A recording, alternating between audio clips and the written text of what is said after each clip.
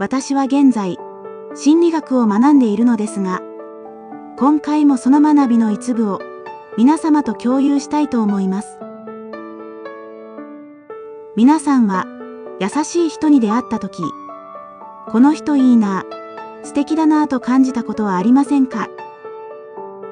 相手の気持ちを察して、さりげなく気遣ってくれたり、困っている人に手を差し伸べたり、いつも穏やかな笑顔を見せてくれたり。そんな人を見ると、心が温かくなりますよね。でも、表面上は同じように見える優しさでも、実は、健全なものと、そうでないものがあります。今回は、健全な優しさと、不健全な優しさの違いについて、お話しします。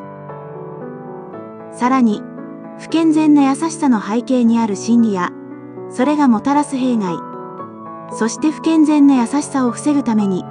私たちができることについても、一緒に考えていきましょう。ある青年の話です。彼は物腰が柔らかく、誰の話にも熱心に耳を傾ける、一見すると理想的な若者でした。しかし、その穏やかな表情の裏には、深い悲哀と孤独感が滲んでいました。彼はこう語ります。僕は怒るという感情がよくわからないんです。悲しむことも苦手だ。ただ、周りが穏やかでいられるように、ずっと気を使い続けてきた気がします。彼の家庭は外から見れば、何の問題もないように思われました。父親は責任感の強い会社員で、母親は家庭を守る専業主婦でした。でも、父親は完璧主義で感情の起伏が激しく、母親は常にその顔色を伺いながら過ごしていました。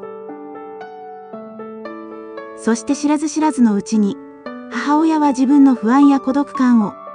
幼い息子に向けるようになっていたのです。このような家庭環境の中で、この青年は子供の頃から、家族の感情を調整する役割を担うようになったのでしょう。父親の機嫌が悪ければ、母親をなだめ、母親が落ち込めば、明るく振る舞います。家の中の空気を穏やかに保つことを最優先にして、自分の感情や欲求は後回しにするようになったのです。そうした環境下に長い間いた結果、彼は自分の感情を感じることができなくなってしまったのでしょう。ここで、健全な優しさと不健全な優しさの違いについて、その違いをお話ししましょう。健全な優しさとは、自分の心の状態を大切にしつつ、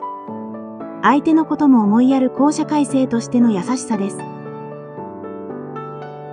反対に不健全な優しさとは、自分の感情や欲求を置き去りにし、相手の機嫌や周囲の空気を優先してしまう、防衛としての優しさを指します。健全な優しさは、相手のためになりたいという純粋な思いから、自然に生まれるものと言えるでしょう。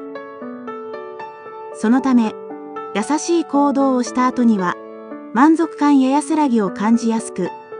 疲労感よりも充実感が勝るのです。相手に喜んでもらえれば、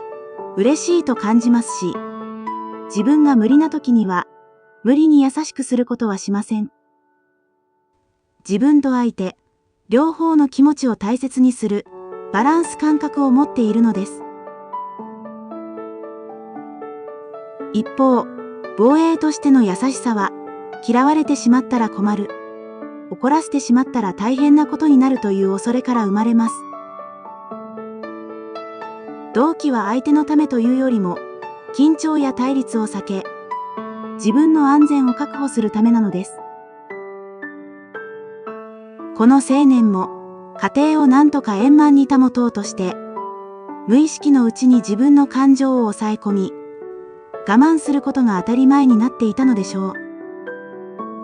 言い換えると、家庭環境が彼に不健全な優しさを身につけさせてしまったのだと考えられます。この青年の家庭のように、子供が大人の役割を担ってしまう状態を、親役割化と呼びます。本来は親や大人が負うべき責任や役割を、子供が引き受けてしまう現象のことです。具体的には、親の相談相手になったり、兄弟の世話をしたり、大人が担うべき生活実務をこなしたりと、年齢にそぐわない負担を抱えることを指します。親役割化は、親が意図的に子供に重荷を課しているとは限りません。親自身が精神的に不安定であったり、経済的な困難を抱えていたり、夫婦関係に問題を抱えていたりするとき、無意識のうちに子供に頼ってしまうことがあるのです。子供の側もまた、家族の役に立ちたいという素直な思いから、その役割を進んで担おうとすることがあります。しかし、このような経験は、子供の心の発達に悪影響を及ぼし、成人後の心の健康や人間関係のあり方に長期的な影を残すことが、多くの研究で示されています。本来なら、子供時代には安心できる環境の中で、怒りや悲しみ、喜びといった感情を自由に表現する経験を重ねることが、健全な成長には欠かせません。しかし、それができないまま成長すると、大人になった時に、自分の感情をどう扱えばよいのかわからず、感情を抑え込みすぎて、心身に不調を抱えたり、逆に小さなきっかけで爆発させてしまったりすることもあるのです。また、同年代との関係にも大きな影響があるでしょう。家庭での関係のあり方を友人関係にも持ち込んでしまい、相手の世話を焼きすぎたり、必要以上に合わせたりする傾向が強まるからです。一見気配りができること評価されるかもしれませんが、その裏では自分を犠牲にしてしまうため、対等で健全な関係を築きにくくなるでしょう。さらに、社会に出た後も影響は続きます。人に甘えたり助けを求めたりすることに強い抵抗を感じ、すべてを自分で抱え込もうとするのです。また、人の期待に応えなければ愛されないという思い込みから、過剰に努力し、心身をすり減らすことも少なくありません。こうした生き方は、やがて慢性的な評感や虚しさを生み、生きづらさへとつながっていくのです。だからこそ、大人が本来の責任を引き受け、子供が子供らしく成長できる環境を守ることが、何よりも大切なのです。では、親役割化のような状況を避けるために、親や養育者はどのような点に気をつければよいのでしょうか。まず大切なのは、親や養育者が自分の抱える問題を子供に背負わせないことです。夫婦の不和や経済的な不安、親自身のストレスといったものは、子供にとって重荷になってしまうからです。子供に相談したり、愚痴を聞かせたりしないよう気をつけることが大切です。こうした問題は大人同士で向き合い、必要に応じて専門的な支援を利用することが望ましいです。次に重要なのは、親が子供にとって安全基地となれることです。安全基地とは、子供が安心して自分を表現でき、困った時や不安な時に必ず戻ってこられる場所を指します。親が安定した態度で子供に接することで、子供はここに戻れば大丈夫という安心感を持ち、外の世界に挑戦する勇気を育むことができるでしょう。さらに、子供が子供らしく生きられる環境を整えることも欠かせません。年齢に合った遊びや学びの時間、友人との交流、のびのびと自由に過ごす体験は、子供の心の発達に必要不可欠です。家庭での小さなお手伝いは、子供の自立心を育てますが、家族を支える重い責任を担わせることは、避けた方が無難です。また、子供の感情を否定せず、ありのままを受け入れる姿勢も大切です。寂しい、悲しい、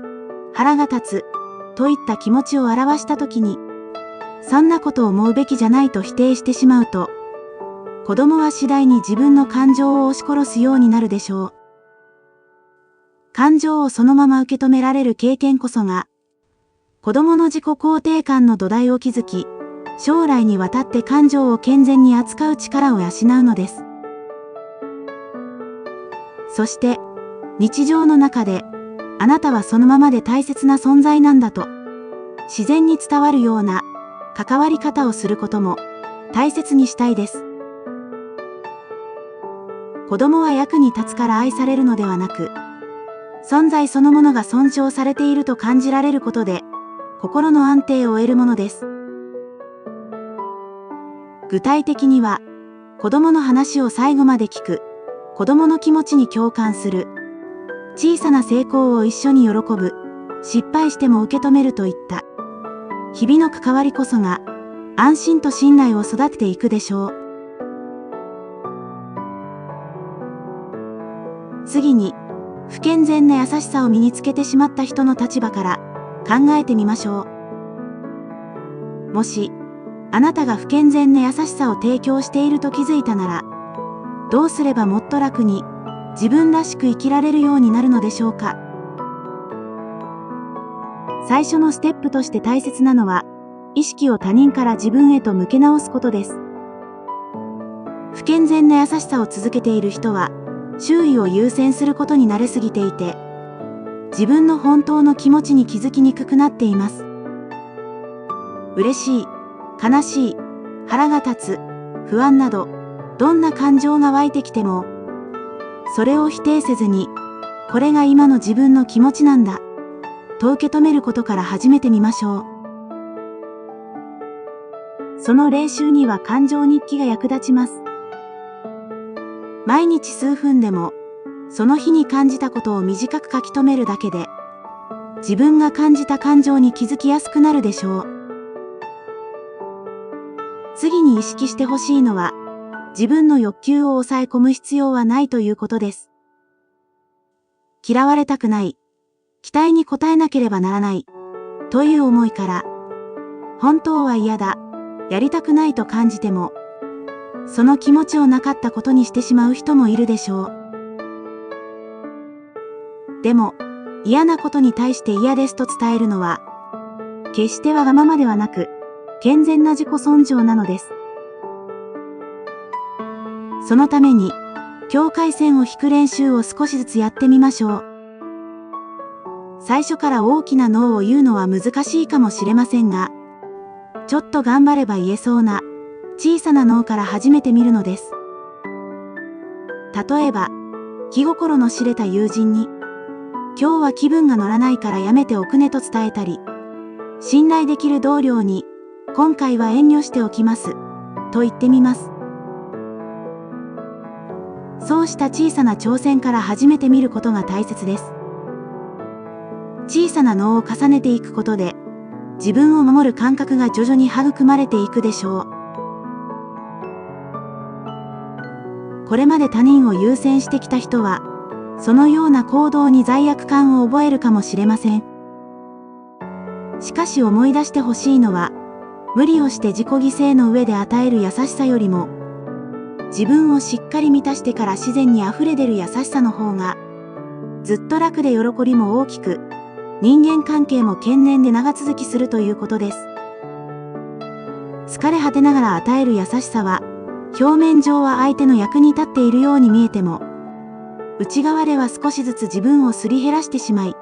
長続きしないでしょう。一方、自分の心が満たされている時に自然と生まれる優しさは、相手にとっても温かく、あなたにとっても心地よいものです。どちらが持続可能かを考えれば、明らかでしょう。優しさは我慢やに無関から生まれるものではなく、自分が幸せだからこそ、自然に溢れ出すものであるべきなのです。自分を後回しにせず、まずは自分自身を満たしてあげること。その上で湧き出てくる優しさこそが、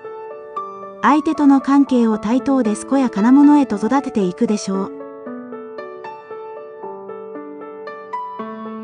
今回の話をまとめてみましょう。今回は、健全な優しさと不健全な優しさの違い、不健全な優しさの背景にある心理、さらに、親役割化がもたらす影響や、そこから自分を取り戻すためのヒントについてお伝えしました。健全な優しさとは、